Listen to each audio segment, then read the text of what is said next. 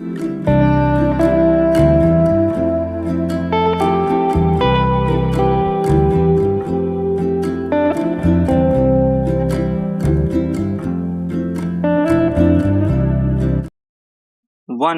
2, 3 start.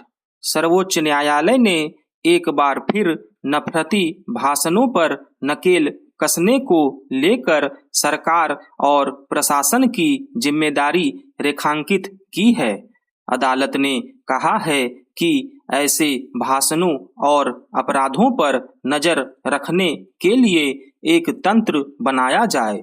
अदालत ने कहा कि नफरत आधारित अपराध और नफरती बयान पूरी तरह अस्वीकार्य है।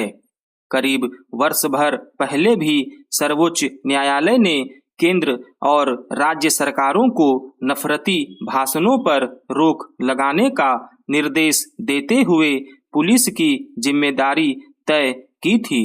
अभी हरियाणा के नूंह और फिर अन्य क्षेत्रों में फैली हिंसा और नफरती बयानों तथा भाषणों के संदर्भ में दायर अपील पर उसने ताजा टिप्पणी की है। अदालत ने कहा है कि पुलिस महानिदेशकों को निर्देश दिया जाएगा कि वे एक ऐसी समिति बनाए जो अलग अलग इलाकों के थाना प्रभारियों से प्राप्त नफरती बयान संबंधी शिकायतों पर गौर करके उनकी सामग्री की जांच करें और पुलिस अधिकारियों को निर्देश जारी करें। हालांकि यह पहला मौका नहीं है जब सर्वोच्च न्यायालय ने पुलिस को इस संबंध में चौकस रहने को कहा है।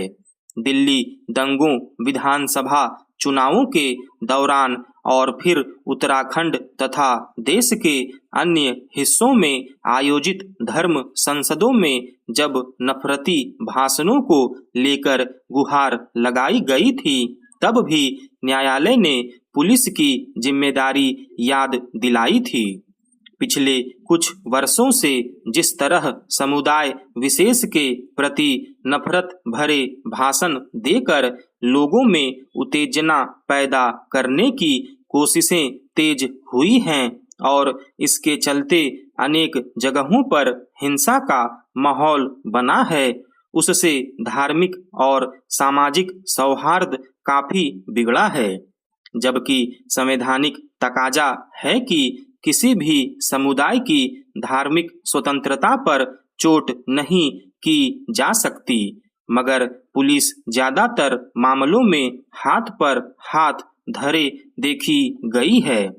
इसकी बड़ी वजह तो यह है कि ऐसे नफरती भाषण देने वालों में खुद सत्ता पक्ष के लोग संलिप्त रहे हैं।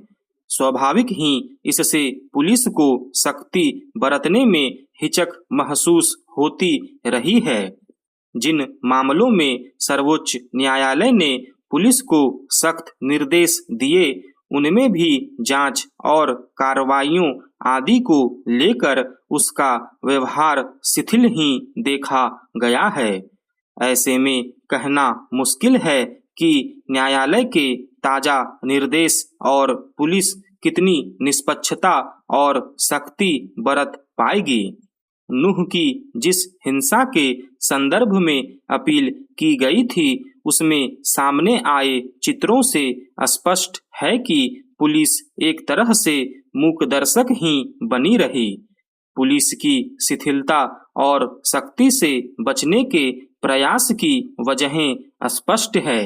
सरकारों ने उसके हाथ बांध रखे हैं। फिर जहां खुद सत्ता पक्ष के नेता भड़काऊ और नफरती बोल बोलते देखे जाते हैं, वहां छुटभइये नेताओं और कार्यकर्ताओं से भला कितने अनुशासन की अपेक्षा की जा सकती है। अब यह भी छिपी बात नहीं है कि राजनीतिक दल अपना जनाधार बढ़ाने के मकसद से उपद्रवी तत्वों को उकसाते हैं। यह संकीर्णता केवल किसी समुदाय विशेष के प्रति विषवमन तक सीमित नहीं है।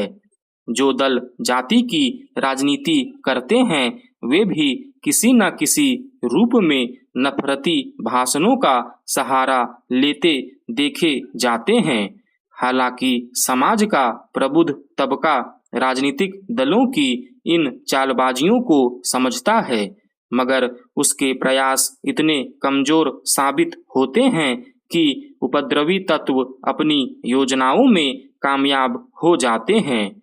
ऐसे में नजर आखिरकार पुलिस पर जाकर टिकती है, जिसकी जिम्मेदारी सामाजिक विद्वेष पैदा करने की कोशिशों पर अंकुश लगाने और नफरत का माहौल खत्म करने की है।